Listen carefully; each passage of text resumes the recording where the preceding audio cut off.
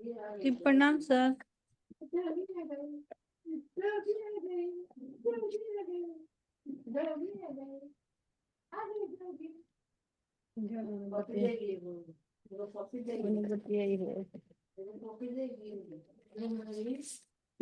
इसका टॉपिक है उपभोक्ता अधिशेष।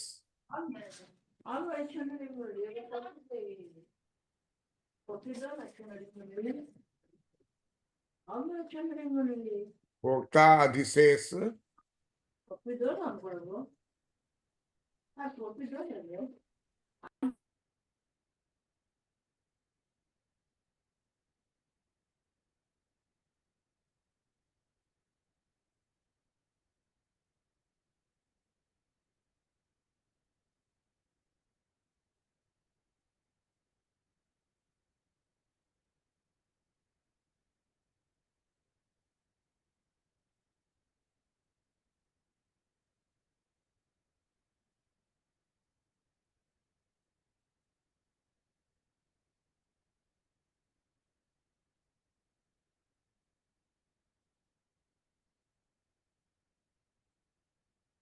क्या लिखे हैं, पढ़ो तो।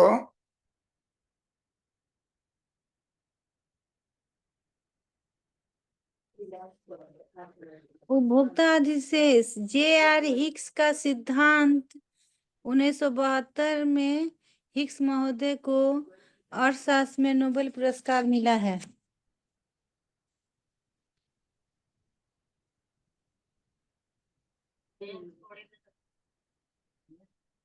मार्शल ने क्या परिभाषा दिया है कंज्यूमर सरप्लस का?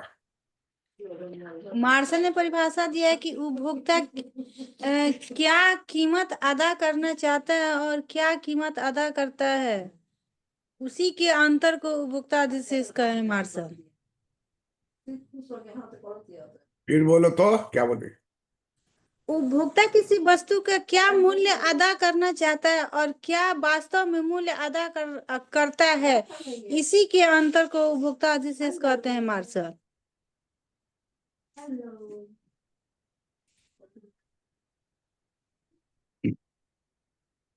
Difference between price willing to pay and price actually pay. Hicks महोदय का कहना है कि ये सब बात जो है उपयोगिता के दृष्टिकोण से नहीं नापा जाएगा, इसको नापा जाएगा इंडिफरेंस कर के आधार कि खरीदने जब जा रहा था तो किस इंडिफरेंस कर पर था,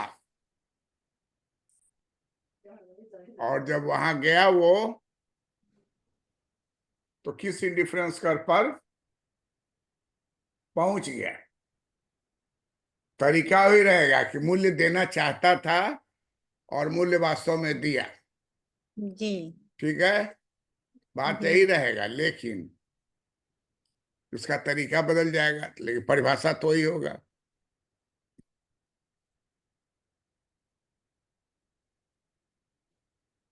उपभोक्ता की बचत बराबर होगा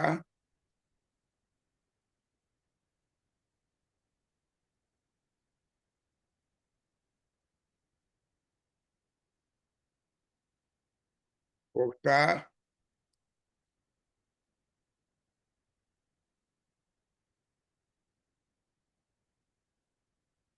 उपभोक्ता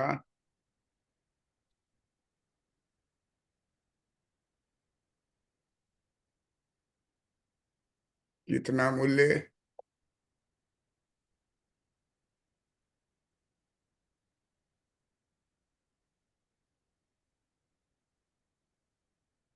किसी वस्तु के लिए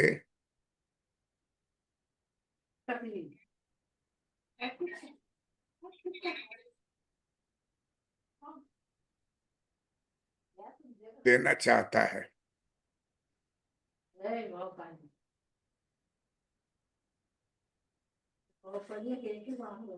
माइनस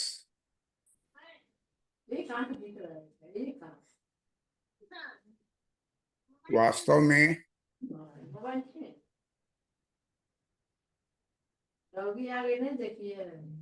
म्यूट करो, म्यूट करो। वास्तव में उस वस्तु के लिए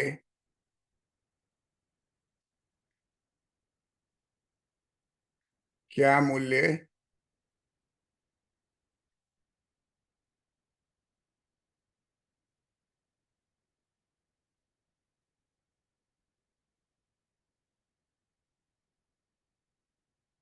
क्या मूल्य देता है?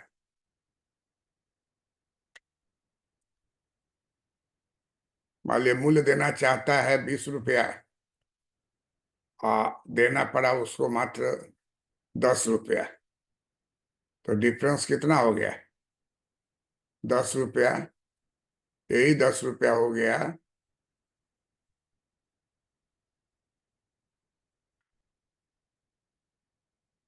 उपभोक्ता। देखिए अधिशेष लिखना है ना,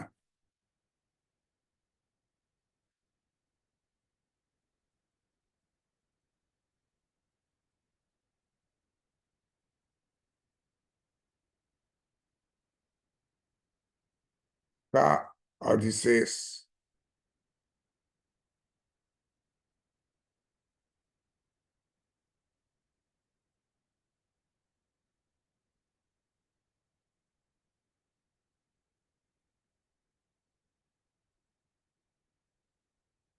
भोक्ता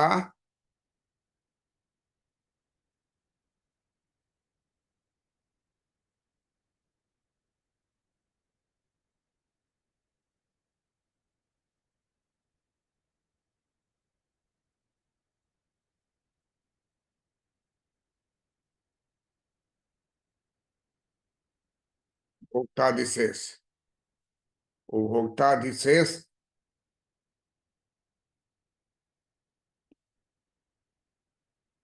उपभोक्ताधिशेष जो है कितना हो गया?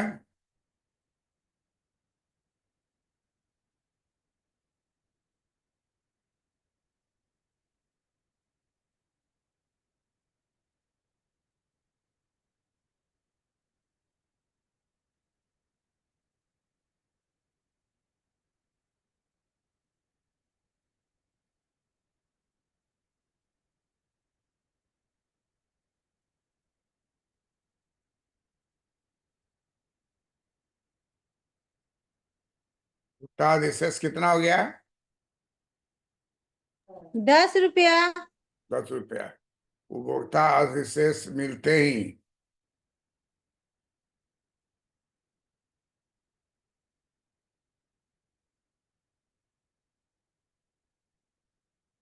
उपभोक्ता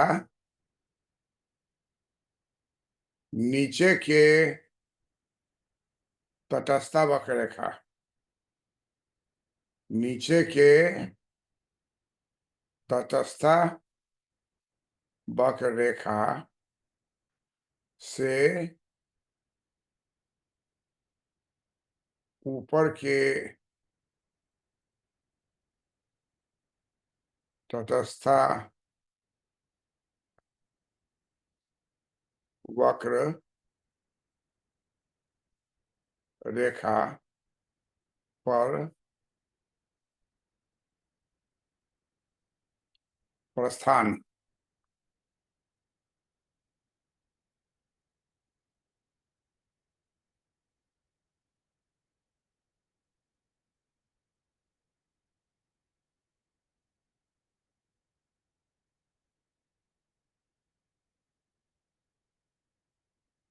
रेखा और प्रस्थान कर जाता है।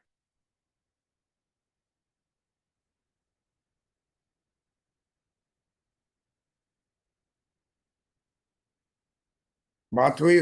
क्लियर हुई बात?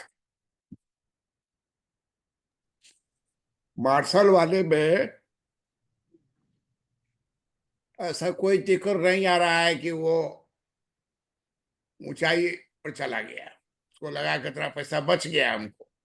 यहाँ ही कहते हैं कि वो साफ दिखाई देगा कि उपभोक्ता अधिशेष मिलते ही वह इंडिफरेंस कर 2 से इंडिफरेंस कर 3 पर चला जाएगा, 1 से 2 पर चला जाएगा।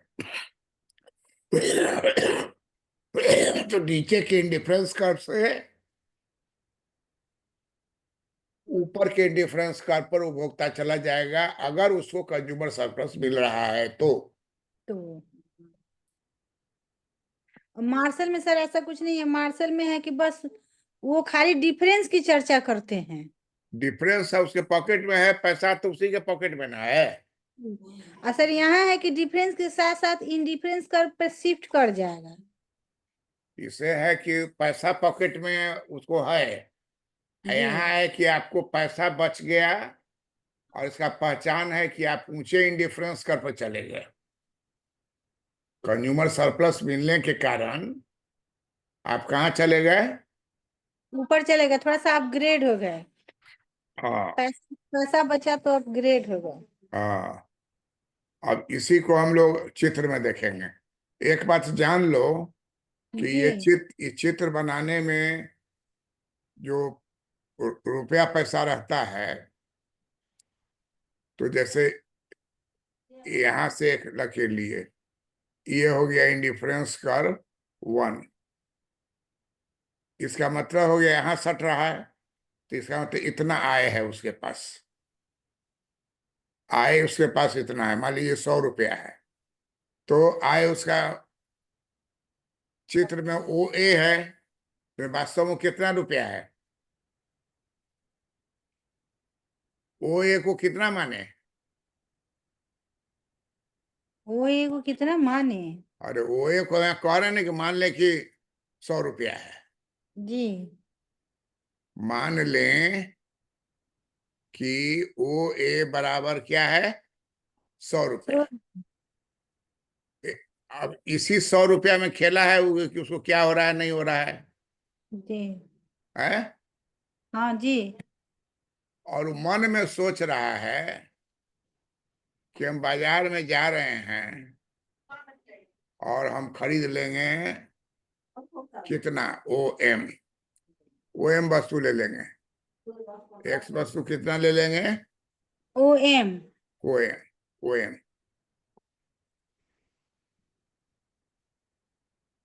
है ना? और उसको मालूम मालूम नहीं है, प्राइस मालूम नहीं है। जी। वो सोच रहा है बाजार में जाएंगे खरीदेंगे। वो जान रहा है कि हमको ओ एम लेना है, अच्छा। और ओ एम का पैसा वो कितना देगा? तो मान लीजिए कि वो सोच रहा है मन में कि हम 40 दे देंगे, 50 दे देंगे, जो भी सोच रहा हो मन में। और वहां गया तो उसके सोच से कम पैसा मांगा वहां, तो उसको क्या महसूस होगा? कि अच्छा महसूस। कि कुछ बच रहा है, हमको कंज्यूमर सरप्लस हो रहा है। जी। तो उसको प्राइस मालूम नहीं है, तब सोच रहा है, ये देखो 100 रुपया होगा, तो थाक में से रुपया निकालोगी ऊपर से, तो रुपया ऊपर घटेगा कि नीचे घटेगा? नीचे घटेगा, ऊपर से निकालेंगे तो नीचे घटेगा। नीचे ही से ना ऊपर तक नापोगी। जी। अगर ऊपर से 30 को निकाल ली तो कितना बचेगा? 70 बचेगा 100 70 में। बचेगा। मान लो कि 100 रुपया है, और यहां से यहां तक का दूरी जो है, मान लो हम लोग सोचने के लिए ये लंबा दूरी है, जी। तो ये 80 के बराबर हो गया, तो ऊपर से नापा जाएगा। नीचे वाला तो जो बच गया वो है पास में। रुपया का जो गड्डी है ना, जी। उसका स्टार्टिंग 0 से है, 1 2 3 4। तो गड्डी ऐसे रखा हुआ है, तो ऊपर से निकालोगे तो नीचे से गड्डी जो है 1 से लेके जितना बचा रहेगा उतना रह जाएगा। तो अगर 80 है, यहाँ से यहाँ तक 80 है, तो कितना रुपया बच बच गया कि उसके पास? 20 रुपया। 20 रुपया। तो 20 रुपया निश्चित रूप से यहाँ पर लेगा, तो ये क्या हो जाएगा? उसका पॉकेट और 20 से बचेगा। जी। तो रुपया ऊपर से छटता है। बहुत आदमी नहीं समझ पाता है ये काहे ऊपर से छटेगा। नोट का जो आपका गद्दी है, जो रुपया निकलता गया ऊपर से, तो जो बचा हुआ एरिया है वो 0 to 20 बचा। ये मन में आप सोच रहे हैं। जी।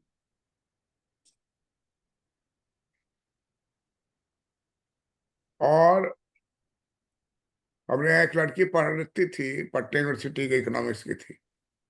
तो बीपीएससी दी और यूपीएससी दोनों दी। बीपीएससी का रिजल्ट पहले आया, और उस दिन हम रांची स्टेशन पर उतरे तो देखे कि उस लड़की से भेंट हो गई, वो एक सहेली के साथ प्रणाम की। तब मुझे यहाँ क्या, तो तू बताई कि बीपीएससी का रिजल्ट निकला तो उसमें उसका नहीं हुआ और उसकी सहेली का हो गया। और उस जमाने में बिहार और झारखंड एक ही था। तो ट्रेनिंग होता था रांची में। जैसे अभी ट्रेनिंग है ना, कि आजकल ट्रेनिंग पटना में होता है या राजगीर में होता है, जी। लेकिन उस समय ट्रेनिंग होता था रांची में। तो उसकी सहेली रांची में ट्रेनिंग में आई थी, तो उसी से मिलने के लिए ही आई हुई थी कि क्या स्टाइल है, ये है वो है, देखने के लिए। और हमको बोली कि सर मेरा नहीं हुआ। तो हम बोले यूपीएससी का रिजल्ट आया? तो नहीं, अभी नहीं आया। तो हम ऐसे ही बोले कि उसमें देखो कहीं उसमें हो जाएगा तुम्हारा। तो बोले इसी में नहीं हुआ, तब उसमें क्या होगा। हो गया। उसके बाद यूपीएससी का रिजल्ट आया, तो उसमें इनकम टैक्स में कम्पीट कर गई, हम्म। एलाइड में। प्रॉपर आईएएस नहीं हुआ, लेकिन एलाइड हो गया, तो उसमें इनकम टैक्स मिला। तो फिर हमारे घरे आई, मिठाई उठाई लेके। तो सर आपका कहा हुआ बात है? भाई हम तो पढ़ाए, इसलिए हमको लग रहा है कि बीपीएससी में बहुत सारा ऐसा चीज होता है जो यूपीएससी में नहीं होता है। तो दोनों तैयारी कीजिएगा, तो किस पर फोकस ज्यादा होगा वो हो जाएगा। तो वो कम्पीट कर गई। तो उसको कितना अपार खुशी हुई होगी। और उसकी जो जी। सहेली जो उस समय पूरा खुश हो रही थी, इसको डिमोरलाइज फील हो रहा था भीतर से, दोनों साथ तैयारी कर रहे हैं। उसको सुनी तो शौके लग गया, मान लीजिए। हम्म। इतना आसान नहीं है कि इस शौक को दूर कर सके। एलाइड में इनकम टैक्स ऑफिसर हो जाना बहुत बड़ी बात है। आईएएस होना तो खैर एक्सेस है, तो मैक्सिमम है। तो इसलिए ये चित्र जो बता रहा है कि ऊपर से जो है ना, वो बिलिंग टू पे है। हम यही बात तुमको समझाना चाह रहे हैं। बहुत लड़का, कोई कोई हमको इसमें वीडियो क्या कमेंट में पूछता है कि सर ऊपर से काहे लेंगे, नीचे से नहीं लेंगे? अरे गिनती नीचे ही से ना होगा, तो ऊपर से निकालोगे 100 में से 60 निकाल लिए, तो जो बचेगा वो 40 होगा। नीचे से गिनाएगा तो 40 होगा। तो इसे जीरो से, ये स्केल नहीं है, ये स्केल है ही। ऊपर ऊपर से छंट के दिया आएगा। तो इस चित्र में, इस चित्र में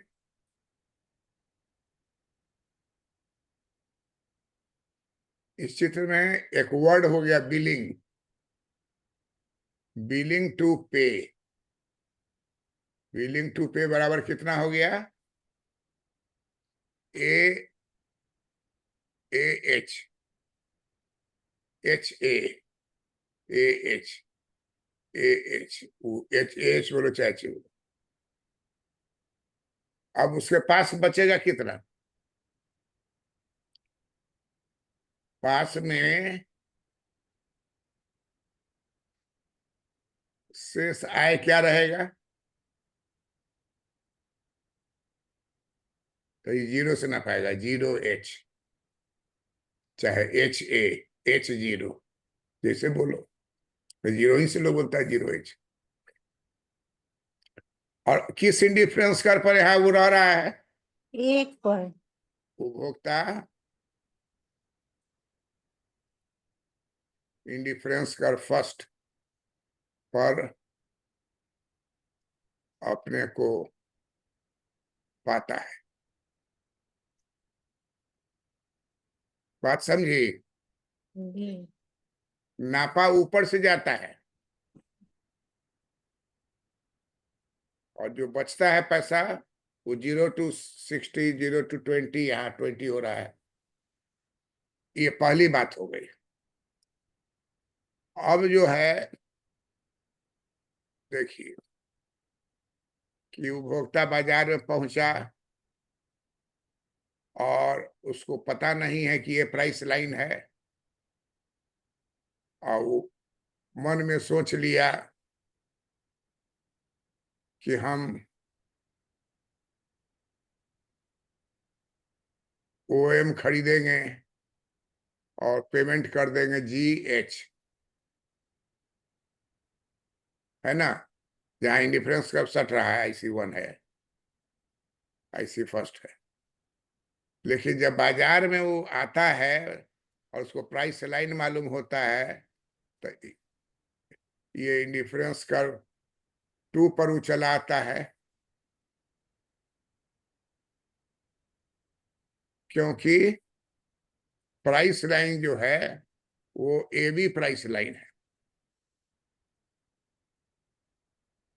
प्राइस लाइन AB है, और इधर I है और इधर X वस्तु है।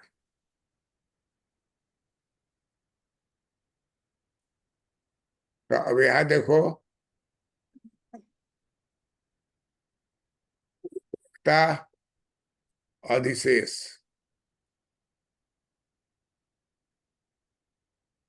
उपभोक्ता अधिशेष क्या है? तो मूल्य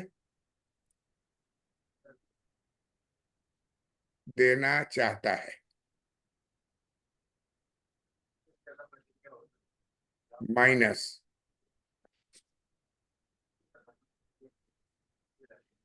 वास्तव में मूल्य, वास्तव में मूल्य देता है।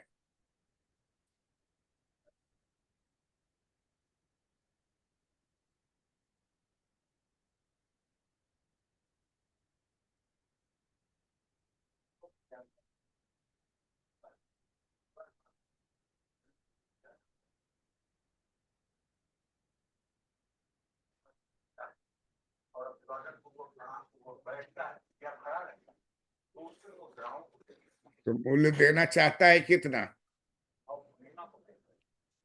100। GH मूल्य अच्छा। देना चाहता है कितना? चित्र में बताओ। जी। GH, GH देना चाहता था, अब माल कितना लेना चाहता? OM, OM वस्तु के लिए, OM X वस्तु के लिए वो देना चाहता है GH। लेकिन बाजार में जब आता है तो वहां नियम है कि प्राइस लाइन जहाँ टच करेगा वही इक्विलिब्रियम होगा। जी। तो आप क्या चाहते हैं नहीं चाहते उससे क्या मतलब? वो आपको कहेगा कि AB प्राइस लाइन टेंजेंट है इंडिफरेंस कर्व 2 से, है ना।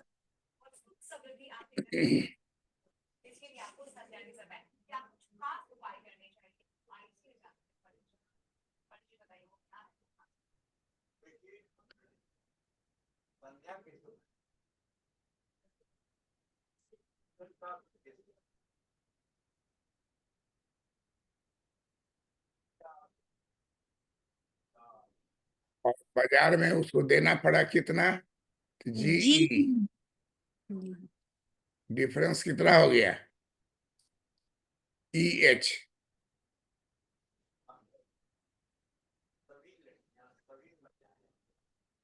OM वस्तु के लिए GH देना चाहता था, देना चाहता था, और GE वास्तव में मूल्य दिया।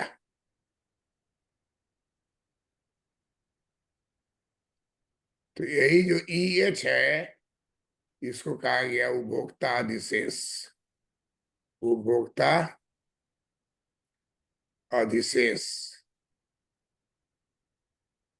और इनका स्टाइल हुआ उपभोक्ता अधिशेष से उपभोक्ता IC फर्स्ट से कहा चला जाएगा? IC सेकेंड पर प्रस्थान करेगा।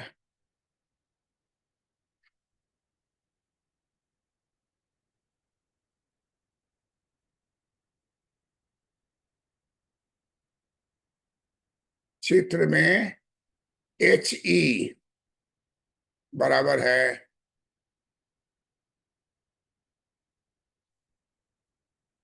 उपभोक्ता अधिशेष।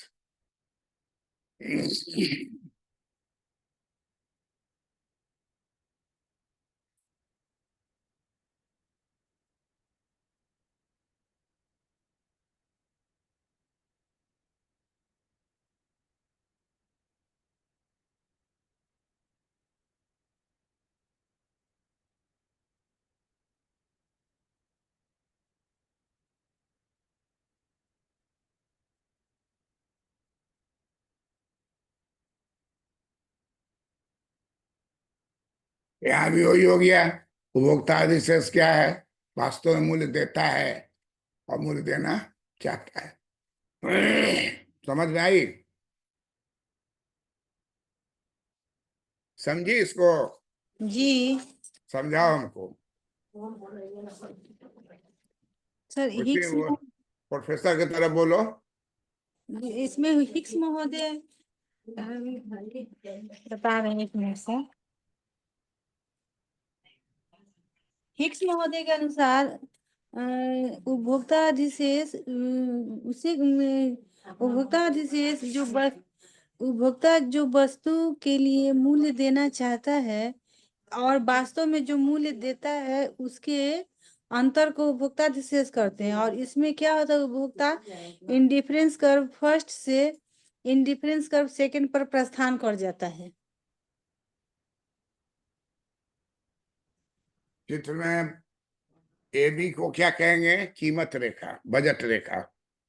इसको एबी ए को बी जी लाइन को क्या कहेंगे? ए बी लाइन को कहेंगे बजट रेखा, कीमत आय, रेखा, बजट रेखा। आय, आय बजट रेखा। इसको तुम कीमत रेखा भी बोल सकती हो। जी कीमत रेखा ही बोल सकती हो, आय बजट रेखा ही बोल सकती हो। और नियम है कि कीमत रेखा जहां तटस्थावक्र रेखा को स्पर्श करे और उसी स्पर्श बिंदु पर तटस्थावक्र रेखा कन्वेक्स टू द ओरिजिन हो, है ना? जी पहला शर्त क्या है कि कीमत रेखा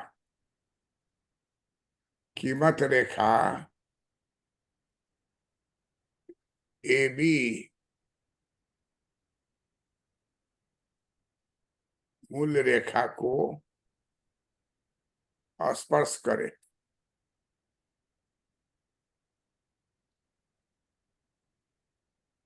नंबर 2, उस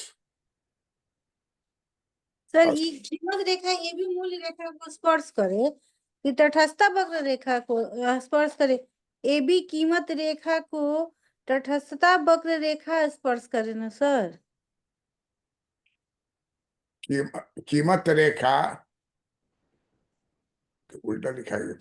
जी, कीमत रेखा ए बी को तटस्थता वक्र रेखा स्पर्श करे।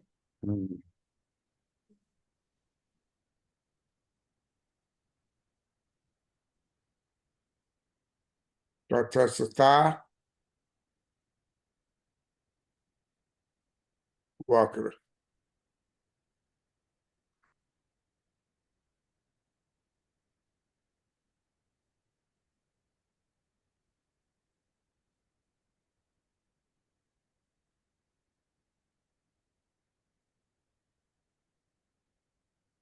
देखो, फिर लिख रहे हैं हम। कीमत रेखा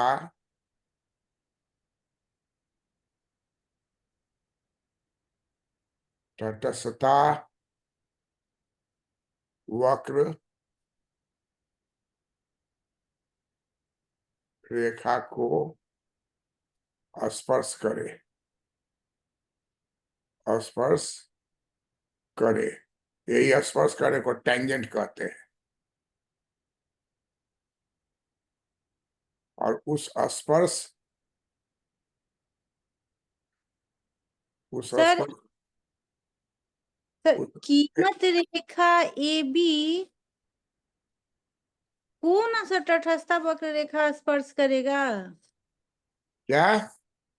सर, कीमत रेखा जो ए बी है, हाँ, उसको ना तटस्थता वक्र रेखा सर स्पर्श करेगा। तटस्थ वक्र रेखा स्पर्श नहीं करता, बराबर स्ट्रेट लाइन स्पर्श करता है। अच्छा। कर्व कभी भी स्पर्श नहीं करता है। अच्छा। बदमाश कौन होता है, पत्नी की पति? सर, परिस्थिति पर डिपेंड करता है। ज्यादातर कौन होगा? पत्नी। पत्नी नहीं, पति होगा। पत्नी तो हो ही नहीं सकती है, इसलिए कि वो तो मदर होती है। तो मैंने कहने का मतलब कि कर्व जो है वो किसी को टेंजेंट नहीं हो सकता। टेंजेंट सीधी लकीर जाके टच करता है। अच्छा। तो कर्व का जो एकदम बॉटम वाला है पॉइंट, जी वही टच करेगा वो। सर, एक बार और, हम नहीं समझ पा रहे थे। देखो, इंडिफरेंस कर्व जो है, ऐसे एक बात को यहाँ मिटा देंगे, यहाँ मिटा देंगे। ऐसे देखो, ये कर्व है। अब जी। तुम ई सारी देखी, ई सारी देखी, ई सारी देखी। जैसे ई सारी देखोगी तो ई सट गया तुम्हारे पर्स से। जी। तो पर्स उलट के जा रहा है साड़ी के पास, कि साड़ी आवेगा पर्स के पास? साड़ी आ रहा है पर्स के पास। तो वो साड़ी जो है, कीमत जो है वो स्ट्रेट लाइन है। तो ऊपर अच्छा। नीचे कुछ हो रहा हो, कोई ना कोई कर्व जो है उससे टच जरूर कर जाएगा। तो हम लोग दिखाने के लिए 3 को करते, मैंने 10 को भी रहेगा तो किसी एक को टच किए रहेगा, वही संतुलन होगा।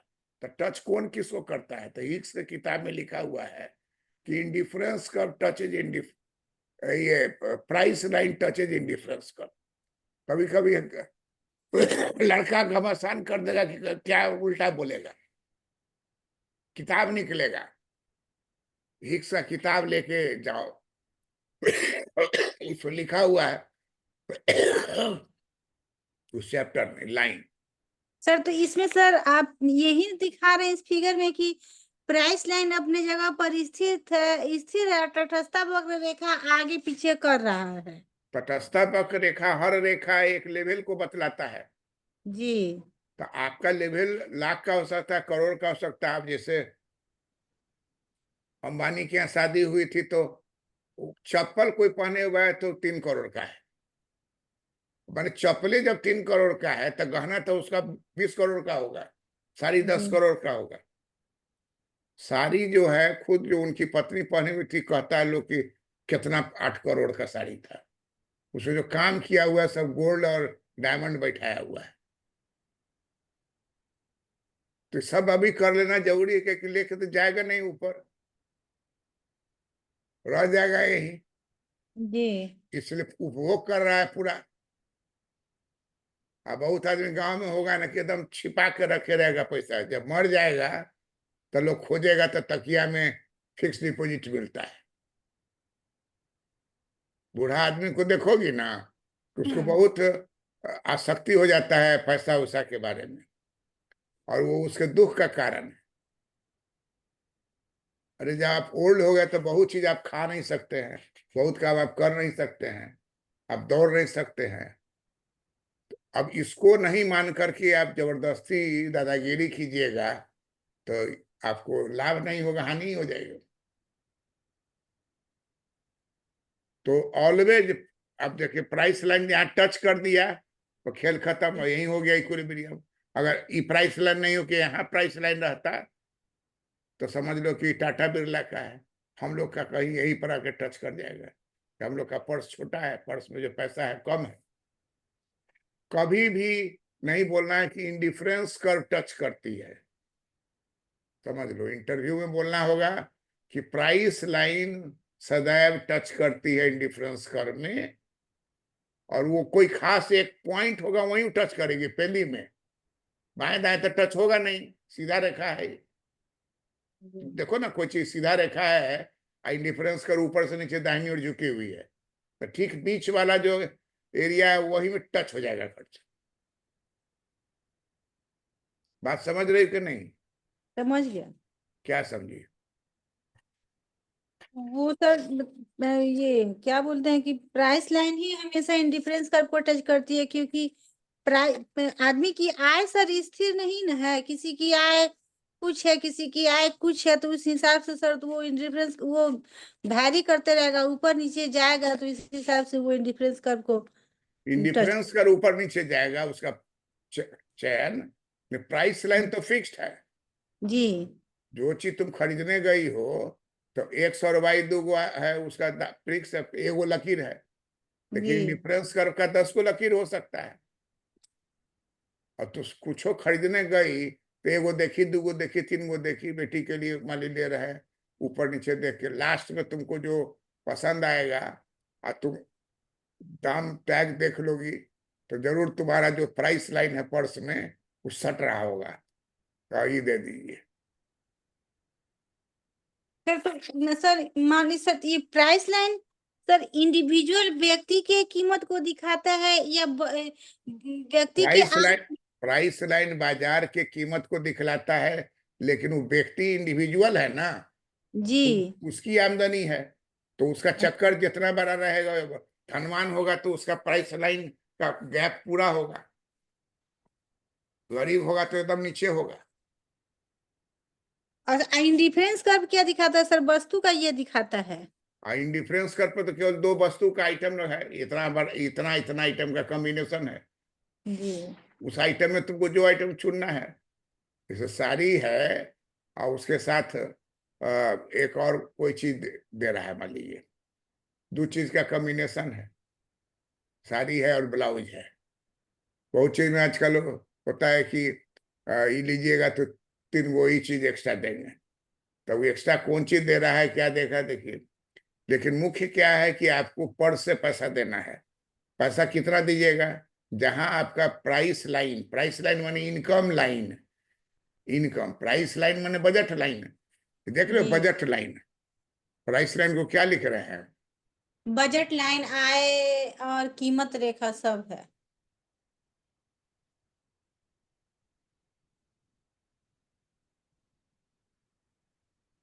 ये देखो, बजट कीमत रेखा, बजट रेखा, आय आय बजट रेखा, कुछ बोल सकती हो। जी आय को ही बजट में क्या रहता है ना, रहता है। तो आय रेखा, आय रेखा भी बोल सकती हो, आय रेखा, बजट रेखा, कीमत रेखा। तो नियम क्या हो गया कि कीमत रेखा तटस्थ वक्र रेखा को स्पर्श करती है। उल्टा नहीं बोलना है कि तटस्थ वक्र रेखा को स्पर्श करती है। ठीक है। जी तो यही एरिया जो है, सर 2 नंबर कुछ लिखा रहे थे उस स्पर्श बिंदु पर कौन? शर्त में। हाँ, शर्त बताए नहीं क्या? उस स्पर्श बिंदु पर इंडिफरेंस कर्व, तटस्थता, तटस्थता वक्र रेखा सदैव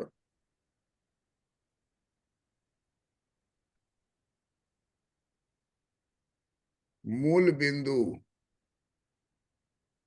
मूल बिंदु की, मूल बिंदु की ओर तटस्थ, और उन बिंदु की ओर कन्वेक्स टू द ओरिजिन होगी, कन्वेक्स टू द ओरिजिन,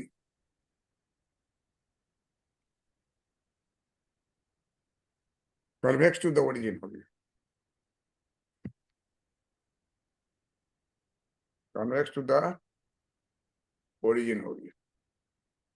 लिख ली। जी उस स्पर्श बिंदु पर जाए, स्पर्श हो रहा है ना, तो देखो जी एक ये जो ऐसे दिखाई दे रहा है ये, तो इसी को बोला जाता है कन्वेक्स टू द ओरिजिन। मतलब इसका पेनी नीचे की झुका हुआ है तो कन्वेक्स टू द ओरिजिन है। देखो, ऐसे रहेगा तो कन्वेक्स होगा, और उल्टा हो जाएगा तो कनकेव हो जाएगा। हो जाएगा जी। ई वाला कहा जाएगा कन्वेक्स, और ई वाले को क्या बोलेंगे? उनके कनकेव। और ई वाले को स्ट्रेट को क्या बोलेंगे? स्ट्रेट लाइन बोलेंगे। तो स्ट्रेट लाइन होगा प्राइस लाइन, इंडिफरेंस कर्व हो जाएगा कन्वेक्स, ये स्ट्रेट लाइन हो जाएगा प्राइस लाइन ए बी। और ये कनकेव कभी नहीं बनाना है, नॉट, ये इंडिफरेंस कर्व नहीं होता है, इंडिफरेंस कर्व कनकेव नहीं होता है, जी। कन्वेक्स, कन्वेक्स वाला ही इंडिफरेंस कर्व होता है। और प्राइस लाइन स्ट्रेट लाइन होता है, स्ट्रेट लाइन जाकर टच करेगा तो उसको कहेंगे कि टेंजेंट हो गया।